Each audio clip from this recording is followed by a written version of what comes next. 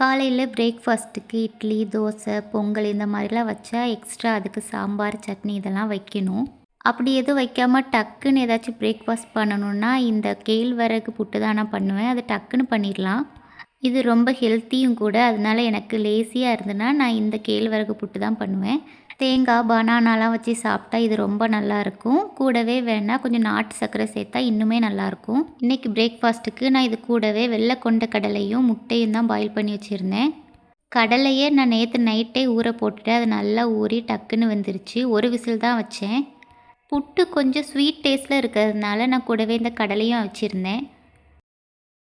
எனக்கு பிரேக்ஃபாஸ்ட்டுக்கெலாம் ஸ்வீட் டேஸ்ட்டில் இருந்தால் அது கொஞ்சம் சாப்பிட்ட மாதிரி இருக்காது. அது ஏதோ ஸ்நாக்ஸ் மாதிரி தான் இருக்கும்.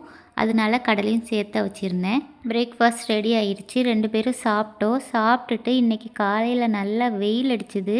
அதனால பெட்ஷீட்லாம் இன்றைக்கி வாஷ் பண்ணி போடலாம் அப்படின்ட்டு பெட்ஷீட்லாம் எடுத்து மிஷினில் போட்டேன். நான் பெட்ஷீட்டை மிஷினில் போட்டு ஒரு மணி நேரத்தில் நல்ல மழை, இடி மின்னலோட சரியான மழை.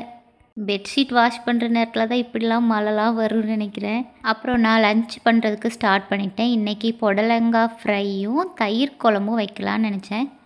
நாங்கள் முன்னாடிலாம் அடிக்கடி இந்த ஃப்ரை பண்ணுவோம். இப்போ ரொம்ப நாளாச்சு. ரொம்ப நாளுக்கு அப்புறமா இன்றைக்கி தான் பண்ணியிருக்கேன். தயிர் குழம்புக்கு நான் நிறைய பூண்டு போட்டு வைப்பேன். அப்போது அது ரொம்ப டேஸ்ட்டாக இருக்கும். இதுக்கு நடுவில் எனக்கு நானே சின்னதாக ஒரு ஸ்கின் கேர் பண்ணிக்கிட்டேன். இது எப்படின்னா, இந்த சோறு வடித்த தண்ணி இருக்குல்ல, அந்த தண்ணியை நல்லா ஆற வச்சு ஐஸ் க்யூப் பண்ணக்கூடிய அந்த டப்பாவில் போட்டு அது நல்லா கட்டியானதும் ஃபேஸில் போட்டுக்கணும். நல்லாயிருக்கும். நீங்களும் ட்ரை பண்ணி பாருங்கள். இதை நான் நேற்றே ஊற்றி வச்சுட்டேன். அதனால் அது நல்லா கட்டியாயிருச்சு. லஞ்செல்லாம் பண்ணி முடிச்சாச்சு. இனிமேல் சாப்பிட வேண்டியது தான். இது ரொம்ப டேஸ்ட்டாக இருக்கும். ஈஸி தான் பண்ணுறது. ஆனால் நல்லா டேஸ்ட்டாக இருக்கும். இந்த தயிர் குழம்பு நல்லா வித்தியாசமாக நல்லாயிருக்கும்.